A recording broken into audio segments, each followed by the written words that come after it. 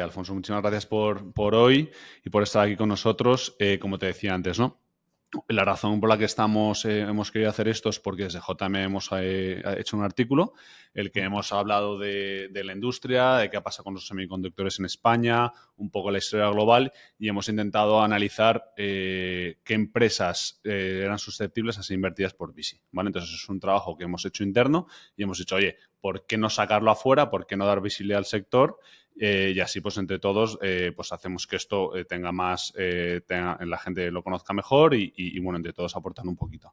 Entonces, en todo esto, te llamé y muchísimas gracias por aceptar mi invitación a hablar aquí, porque creo que la SM está haciendo un trabajo súper bueno, ahora nos contarás, pero creo que nos puedes aportar de una vista de pájaro desde un alto nivel qué está ocurriendo, ¿no? Y dar un poquito más de detalle como experto del sector. Entonces, muchísimas gracias. Cuéntanos primero qué es ASM y también si quieres hacer una intro de ti. Genial, estupendo. Muchísimas gracias, José María. Yo soy Alfonso Gavarrón, gerente de ASEMI, que es la Asociación Española de la Industria de los Semiconductores. Por hacer un repaso rápido, ASEMI es una asociación que surge hace algo más de 2 años, ¿no? En noviembre de 2021, y surge por 4 empresas que dicen, joder, en España no tenemos una entidad que represente al sector de los semiconductores, como si hay en Estados Unidos, en Francia, en Alemania, ¿no? Entonces dijeron, oye, pues vamos allá, porque somos algunos que nos conocemos y tal, y si nos unimos, pues podemos ser algo más fuertes, ¿no? Y empezamos a trabajar con el ministerio, empezamos a crecer, empezamos a ver que el sector en España es muchísimo más grande de lo que parecía. Es decir, ahora, si mañana cerráramos todos los procesos de adhesión en la asociación, seríamos casi 90 y eso Vale. cubre 1/3 del ecosistema nacional, más o menos. Pues, contamos con universidades, con centros de I+D, con empresas de todo tipo, de todas características, ¿no? Entonces, ASEMI realiza una labor cohesionadora del ecosistema, intentar tender puentes entre empresas, tender puentes con las universidades, con la administración pública, para que sepa también qué es lo que necesita cuando hay que diseñar una convocatoria, un instrumento normativo o cuando hay que hacer algún tipo de apoyo, ¿no? Pues tener esos canales abiertos. Y esa es un poco la labor que hacemos y que estamos Vale. haciendo hacia el futuro, tender puentes. Y, o sea, ¿cuántos socios has dicho que sois actualmente en Ahora ASM? mismo, que hayan culminado el proceso, debe haber 54 y Vale. que el backlog es de unos 30 y algo. Porque tenemos muchas universidades que tienen un proceso que se demora mucho, instituciones públicas que están entrando como grandes centros de investigación aquí en España, empresas multinacionales que también, pues, los tiempos de adhesión son largos, ¿no? Entonces, en muchos casos nos encontramos con que tardan hasta más de un año en entrar formalmente. Entonces, por eso, si hacemos esa cifra aglutinada, sube hasta 90, Vale. que es más o menos ya Y, con los que trabajamos. vale, o sea, y en total, es difícil clasificarlo, pero ¿cuántas entidades dirías que hay trabajando en el sector? Tanto empresas como universidades, como, entiendo, organismos públicos. Sí, unas 270. Hicimos un Vale, estudio interno para el ministerio hace un año y medio, vale. y así dimensionando entre universidades, entidades que participan en el ecosistema de manera directa, sea con actividad productiva o haciendo diseño, proveedores de servicios o de componentes y centros de investigación públicos y privados, nos salían en torno a 270. Pero muy Vale. seguramente ya haya más, porque este año ha habido una explosión de spin-offs, de startups, de cosas, o sea que eso hay que estar permanentemente Total. revisándolo. Total. No, esta cifra es graciosa porque hablando con otra gente, hay personas que se piensan que hay, no sé, entre 5 y 10 compañías en España que se dedican a esto. Entonces, no hay muchas y ahora sí que podemos hablar un poco de la historia del sector, etcétera, pero 270 es un número bastante relevante y además con el PERTE que ahora hablaremos, etcétera, oye, pues yo creo que se pueden hacer cosas desde España, ¿no? Desde luego. Entonces, bueno, de hecho, hablando ya del PERTE, que es una de las cosas que te quería preguntar, ¿cómo crees que puede impactar el PERTE chip? Y si quieres, cuéntalo muy brevemente, porque seguro que hay un montón de gente que no sabe qué es. Cuenta qué es muy rápido y cómo crees que puede impactarlo al Estupendo. sector. El PERTE Chip es un programa que ha sacado el gobierno español dentro de los fondos de recuperación, que está dotado con algo más de 12.000 millones de euros para impulsar la industria de los semiconductores, ¿vale? Entonces, el esquema original del PERTE son 4 ejes de acción para, pues, tecnologías y tal, pero yo creo que lo podemos dividir en dos grandes bloques. Ayudas a las empresas que están diseñando, a las empresas que hacen I+D, a las empresas que quieren establecer algún tipo de proceso productivo en España o industrial, ¿no? Para tener esas pequeñas instalaciones que den un poquito más de capacidades a nuestro ecosistema. Ojo, no estamos hablando de aquí de una macrofábrica como las que se oye hablar de Alemania, de Taiwán, ¿no? Son cosas de un tamaño pequeño o medio, pero que aún así tienen un calado económico importante. Entonces, para eso, pues habrá cerca de 2.000 millones de euros y el resto está asignado ahora sí a la atracción de grandes capacidades de fabricación, ¿vale? Tanto de fabricación a nivel de procesos frontend, que es lo que conocemos, estos nombres que salen de TSMC, Intel, lo que cuesta dinero generalmente son estos procesos frontend como procesos backend, ¿no? Entonces, al final, lo que estamos buscando ahí no es convertirnos en Taiwán, sino atraer capacidades que sean estratégicas, ¿no? Que encajen con lo que ya se está poniendo en el resto de Europa y en el resto del mundo, pues decir, vale, pues tenemos un nicho aquí, vamos a ocuparlo con esta planta y esta planta, que es lo que no se está haciendo en ningún otro sitio del mundo, ¿no? Y ese dinero que has hablado, o sea, ¿cómo se va a invertir? O sea, ¿vía equity, vía deuda, híbridos, subvenciones? O sea, ¿cómo son las modalidades? El primer bloque, lo que son las ayudas, van a ir en formato subvención el 99% de las veces. Vale. Puede haber algún sistema mixto con algo de deuda en condiciones, en buenas condiciones, pero generalmente eso va a ser siempre por subvención, porque estamos hablando siempre de temas innovadores, entonces en la innovación lo que cubre el Estado, o sea, está asumiendo el riesgo, ¿no? El funding gap, lo que no podrías cubrir en condiciones de mercado. En el resto, lo que son esa atracción de grandes capacidades, ahí ya estamos hablando de otro tipo de cosas. Estamos hablando de que el Estado pueda entrar a participar en el capital de una compañía, pueda entrar con instrumentos financieros de distinto tipo o puede hacer una fórmula mixta, ¿vale? Porque ahí estamos hablando de proyectos que en muchas ocasiones pasan los miles de millones de euros y entonces ahí hay que ver exactamente qué es lo que necesita la compañía en función de su plan financiero. Hay que ser más creativo, ¿no? En algunas ocasiones. Oye, ¿y cómo va? Porque, bueno, en prensa hay un montón de ruidos, o sea, pero nunca se sabe bien realmente cómo está la situación, ¿no? Eso se aprobó ya hace unos cuantos años, si no me equivoco, ¿no? 2022. Y ¿se ha invertido algo? ¿Se ha dado algo de dinero? ¿En qué estado está? ¿Cómo lo...? O sea... Pues hay varios proyectos abiertos en este gran pilar, ¿vale? Porque en la parte de las subvenciones, este año pasado ya han salido un par, este año tienen que salir muchas más, ¿vale? Que ya están programadas.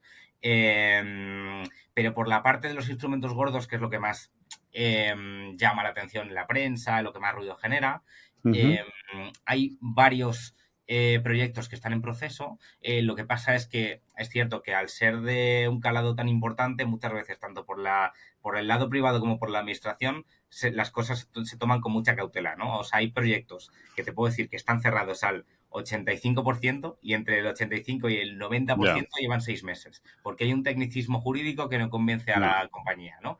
Y luego hay otra parte que es que para poder ejecutar esos instrumentos se ha montado una sociedad que depende de la SEPI, que es SEMIS, y SEMIS realmente ha entrado a operar como tal en junio de este año, creo. Junio del 2023, ¿no? Eso es. Que es cuando se nombró al no sé qué... A Jaume se le nombró antes, se le nombró en el 22, lo que pasa es que hasta que se ha dado un pequeño equipo y se ha creado la sociedad, los plazos se han demorado, se ha tardado casi un año en armar el vehículo como tal, se ha tardado un tiempo en instrumentar el fondo que va a estar gestionando esa sociedad, ¿no? Entonces, hasta que eso tampoco ha estado armado, claro, no se podía ejecutar. Ahora que ya parece que está todo listo, yo espero que en 2024 muchos de estos nombres o muchos de estos proyectos que han ido haciendo ruido ya finalmente se puean cerrar. Pero bueno, son cosas que toman tiempo y es natural, ¿eh? Vale, entonces, o sea, la foto es unos 12.000 millones, de los cuales poco se ha ejecutado, digamos. pero sin embargo sí que toda la estructura a nivel, no sé cómo llamarlo, legal, organizativa, etcétera, está ya casi sólida para empezar a Eso ejecutar es, y a dar ese dinero. Entonces, eso vale, es, entonces a partir de este año sí que deberíamos empezar a ver realmente un impacto. efectivamente, sí. Vale, ¿qué grandes proyectos ha habido en este? Porque me suena que por prensa he leído Broadcom, creo que es uno de los que iba a hacer una Sí, sí, fábrica. efectivamente, sí. Broadcom es uno de los nombres que salió, es uno de los proyectos que está en ese pipeline, que está en proceso y que, bueno, están tomando las cosas con calma porque es un proyecto que tiene casi varios centenares de trabajadores, con procesos que son específicos para los componentes que ellos hacen, ¿no? Entonces, pues es verdad que eso está ahí. Otro gran proyecto que ha salido en prensa es el de IMEC, que es el mayor centro de I+D que hay en el mundo en semiconductores y que tiene interés en establecer capacidades aquí en España y en conectarse con el ecosistema. Y ese, pues, es otro de los que va avanzando positivamente, pero poco a poco, ¿no? Vale. Porque es un proyecto complejo. Y luego hay otros, como los de Intel en Barcelona y Cisco, ¿no? Que al Sí. final lo que buscan es establecer centros de diseño. Es decir, aprovechar esas capacidades estratégicas con los centros de investigación que hay aquí, especialmente con el BSC, ¿no? Que sí que es verdad que tienen unos recursos impresionantes, y con eso pues traer gente de fuera, que se mezcle con la gente española y sacar proyectos interesantes de diseño, pero no tanto de fabricación. Vale. El de Cisco creo que sí que está avanzado, puede ser. Y el de Sí, Intel un poco menos, ¿verdad? Creo que sí. hubo como varias noticias.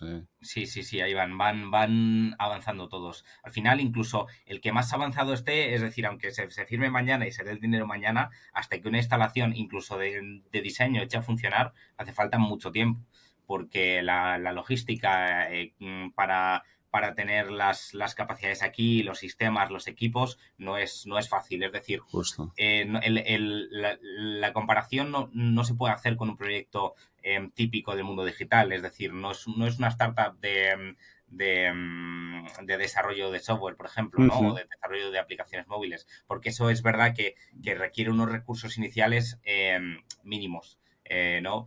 Pero un centro de diseño, tener todos los sistemas para todas esas licencias para diseñar, que muchas veces cuestan cientos de miles de euros al año por ingeniero, en Ya. sí ya es un coste logístico mucho más complejo. Entonces, al final son proyectos que incluso el más sencillo, vamos, te puedo decir que hay alguno más pequeño de estos que van saliendo y que llevan varios años y todavía no están en operación, ¿eh? O sea De que hecho, eso tienes toda la razón. Y leyendo sobre el sector veía que creo que el horizonte era el 2030, ¿no? O sea, el objetivo era a nivel europeo también, ¿no? O sea, esto, sí. además, el PERTE Chip no lo hemos dicho, ¿no? Pero creo que pertenece también, es un no sé cómo llamarlo, PERTE de la Chips Act Sí. europea, ¿no? Mm, Entonces creo que el objetivo era pasar del 10% de producción que estamos ahora, más o menos, a mm. un 20% en 2030. ¿Puede ser? Eso es, sí. Muy difícil, realmente, ¿no? O sea, Eso simplemente por es. los tiempos. Sí, efectivamente, efectivamente. Es un objetivo súper complicado. Estamos en 2024, estamos hablando de que estos grandes proyectos aún siguen en negociación, es decir, tú te vas a Alemania y en Alemania no hay un bloque de hormigón puesto para construir estas fábricas, ¿no? Todavía se Ya. está viendo, porque también, por ejemplo, TSMC o Intel empiezan a decir, oye, pues es que esta cantidad que habíamos acordado ya no sirve, o es que las líneas tecnológicas que vamos a hacer aquí ya no encajan con el forecast de la demanda que va a haber aquí en 5 años, ¿no? Entonces hay que cambiarlo todo. Es un sector que implica eso, implica un dinamismo constante. Entonces es verdad que yo entiendo que la mayoría de proyectos empezarán a estar operativos para Ujú. 2030 y que Vale. eso genere una atracción para que quizá en 2035 o en 2040 el ecosistema haya crecido como para abarcar ese 20%. Pero en 2030 es verdad que es complicado que tengamos ese porcentaje. No imposible, Ujú. porque todo puede cambiar. Es un sector súper dinámico, pero es verdad que es complicado. Total. Oye, y esto es lo que necesita España, es decir, nosotros en este artículo que hemos hecho, ¿no? Desde JM te decía, hemos intentado ver realmente el posicionamiento, o sea, qué ha hecho España en esta industria, ¿no? Y es bastante limitado, siempre ha estado dominado desde Estados Unidos con obviamente el lanzamiento del transistor, etcétera, la deslocalización a Asia, bueno, un montón de historias, y nuestro papel ha sido muy limitado. Entonces, por un lado, ¿crees que esto puede cambiar las cosas? ¿O qué ángulo hay que darle a esto para que realmente nosotros tengamos un trocito de este pastel tan bestial, ¿no? que es ahora y que va a ser en el futuro? O sea, ¿cómo deberíamos utilizar bien ese dinero, ¿no? para aprovechar la oportunidad? Sí, pues es cierto que cuando se tiene una suma tan importante empiezan a surgir preguntas. Oye, ¿y esto lo estamos enfocando bien así? ¿Lo estamos enfocando bien así? Y yo creo que esto es una cuestión que hay que ver siempre a muy largo plazo. Es decir, Ujú, los análisis a corto de, vale, pues en 2027, cuando termine el PERTE, ya deberíamos ser Arizona, ¿no? No, eso es inviable y eso es totalmente falso. Estamos hablando de un PERTE que lo que va a hacer es generar un ecosistema base para que luego por sí mismo pueda crecer, pueda recibir más inputs del Estado si es necesario y que quizá en 2040 sí. pueda ser un sitio que pueda convertirse en referente para ciertas cuestiones, ¿vale? Pero no estamos hablando de que España se convierta en ningún caso en una potencia mundial. Estamos hablando de que el PERTE, el objetivo que tiene es que aparezcamos en el mapa, que eso ya en sí O sea, eso es. no es fácil. Entonces, sobre si es acertado o no. Es cierto que en España tenemos una base de startups y de compañías que han lanzado proyectos muy interesantes y muy Ujú, disruptivos y que hay que potenciar. Porque, por ejemplo, hay una compañía en Andalucía que hace componentes que están en los mandos de los Tesla. Hay otra compañía que está en Madrid que ha hecho sistemas de comunicaciones de ultra alta velocidad que se usan en todos los coches eléctricos de Mercedes que hay en el mundo. Y eso es ujú. porque en España hay compañías que están diseñando y tienen productos que son apetecibles para el mercado. Y no estamos hablando de temas maduros, estamos hablando de tecnologías de vanguardia. Entonces, lo primero que hay que hacer es potenciar esos proyectos y darle alas a esas compañías para que salgan fuera, para que exporten, para que se den a conocer y sobre todo para que cuando esas compañías tengan la necesidad de crecer, no tengan que irse fuera de España a un fondo de inversión y que se quede o a una compañía extranjera y que se Ujú, quede con ese capital y con todos esos recursos que nos ha quedado tanto construir, ¿no? Entonces, por una parte, hay que emplear muchos recursos de ese PERTE en dinamizar el diseño, en que eso en España se pueda hacer realidad en pequeñas instalaciones productivas y en asegurar que hay una masa de financiación a nivel nacional que permite que ujú. esos proyectos se queden en casa, Total. ¿vale? Eh, y de ahí pasamos a la parte más de las grandes instalaciones, es decir, Ujú, qué es lo que puede encajar o no en el ecosistema español. Yo creo que ahora mismo el enfoque que se tiene, que es que siempre que haya una instalación first of a kind, que es un concepto que define el CHIPS Act la primera vez que se está empleando esta tecnología de esta manera, pues se está ujú, desarrollando este proceso de esta otra, ¿no? Entonces, siempre que traigamos procesos que sean innovadores y que tengan sentido en el ecosistema global, bien. ¿Tiene sentido que nosotros tengamos una foundry de 5 nanómetros? Si la va a vale. hacer Alemania o si la va a tener el sur de Francia, pues quizá no tiene tanto sentido porque estamos en una industria global, ¿no? Y hay que ver cuánto está demandando esa industria, es decir, si tiene sentido que demos más oferta de ese segmento en concreto y si vamos a tener competidores cercanos que van a hacer que sea una Ujú, competencia interna inútil, ¿no? Entonces, yo creo que ahora el enfoque que se está teniendo, que es ir realmente a los proyectos que tienen sentido en el contexto de España a nivel nacional y en el marco global, es más acertado, ¿no? Por ejemplo, sí que se están haciendo proyectos de backend, sí que hay proyectos de I+D que encajan con las necesidades de las empresas españolas, ¿no? Entonces ahí ujú. yo creo que sí que podemos estar mucho más cercanos a poder tener un ecosistema real, es decir, que no tenga pegotes de cosas que porque han Ujú. venido y las hemos puesto, ¿no? Sino que sea un ecosistema que esté enlazado y que esté cohesionado. Eso sí que está pasando. Entonces, yo Total. estoy seguro que de aquí a 2027 sí que estaremos en el mapa. Hay un punto que has dicho que a mí me encanta y sí creo que se tiene que pensar así, es el timing. O sea, o sea, de hecho yo cuando leo lo que vamos a hablar, 2030, imposible, ¿no? Nosotros aquí internamente también en JM pensamos en estas industrias por generaciones. Pues Ujú. horizontes de 15, 20 años, donde realmente si se hace las cosas bien se puede cambiar. Entonces hay que ser como súper paciente, tener un plan muy bueno, pero esperarlo, pues eso, en la siguiente generación. Eso es. Y oye, y que luego no es tanto, luego el tiempo pasa y 15, 20 años, o sea, no es nada si eres capaz Eso de es. ponerte en una industria. Tú y Ujú. yo seguro que seguiremos aquí hablando de estos temas, pero realmente puedes cambiar un país o por lo menos la industria de un país, ¿no? Entonces, lo del timing me parece fundamental y lo que has dicho de los nichos, pues también opino lo mismo. O sea, si tú al final conseguimos ser buenos en dos, tres cosas, es que tampoco se necesita mucho más, dado el tamaño de nuestro país y nuestros recursos, sí que nos puede poner en el mapa y con eso sería un súper éxito. Ujú. Y hablando de nichos, viendo el market map que hemos hecho de compañías early stage, digamos startups, Ujú. hemos visto que hay un montón de fotónica y de Sí, óptica. sí. O sea, ¿cuál es la razón? ¿No? A mí me sorprendía un montón.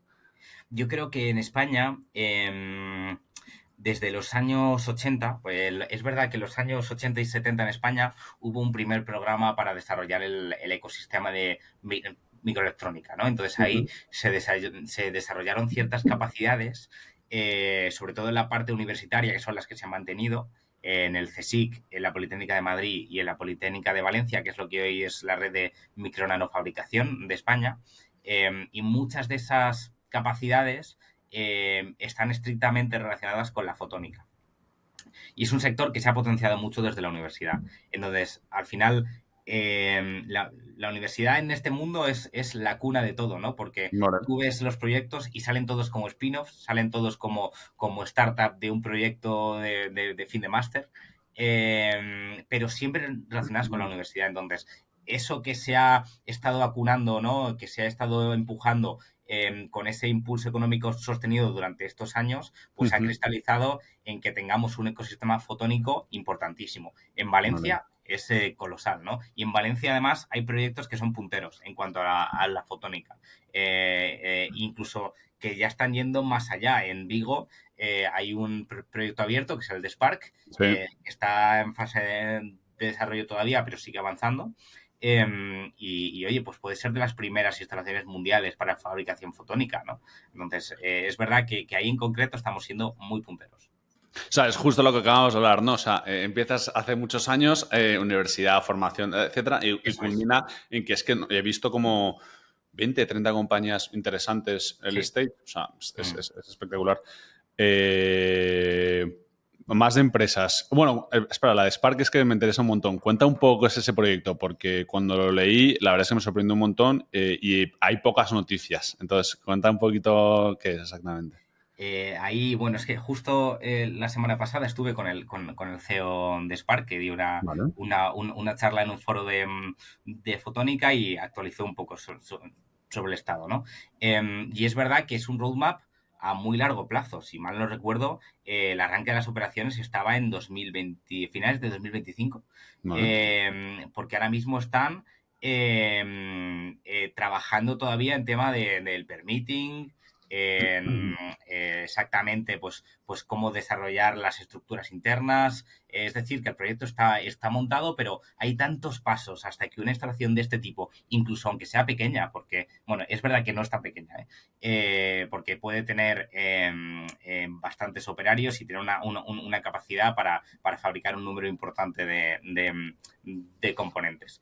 Pero una instalación de estas, el proceso empezó antes del PERTE chip, Vale. realmente. Y fíjate, desde entonces hasta 2025, por lo menos van a haber pasado 4 o 5 años y no es que estén parados, es que están con la gente del gobierno regional, con la gente del gobierno nacional, con la Comisión Europea, buscando partners, gente que dinamice el consumo. Entonces es que son proyectos ultra complejos, pero está avanzando y es una suerte que eso siga porque es de nuevo una cosa que nos hace aparecer en el mapa. O sea, pero entonces va a ser una fábrica para la fabricación de componentes fotónicos para la Sí, industria de semiconductores. eso Vale. es, Vale. efectivamente. Ujú. Vale, o sea, por ir resumiendo y ir acabando, entonces, la situación de España es, a día de hoy no estamos mucho en el mercado global, o sea, Mm. por decirlo claramente, o prácticamente nada. El PERTE sí que puede ser un catalizador de que compañías españolas crezcan y se posicionen bien en el mercado. Y lo que sí que existe es bastante talento emergente, ¿no? Que estamos Mm. diciendo. Unas Eso es. 270 compañías entre públicas, privadas, universidades, etcétera, intentando mover este sector. Y otra cosa que he estado viendo es un poco de inversión privada también en el sector. O sea, sí que estoy viendo algunos venture capitals, mismamente nosotros no hemos hecho ninguna todavía, pero sí que estamos muy activos mirándolo, en el que les está empezando a interesar.